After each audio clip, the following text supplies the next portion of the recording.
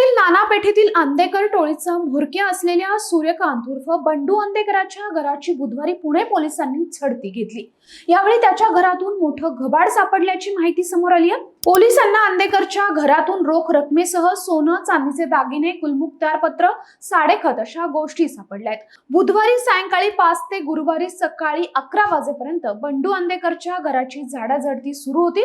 या प्रकरणात बंडू अंधेकरसह त्याच्या टोळीतील 8 जणांना पोलिसांनी अटक केली आहे। त्या सर्वांवर मकोका अंतर्गत कारवाई करण्यात येते।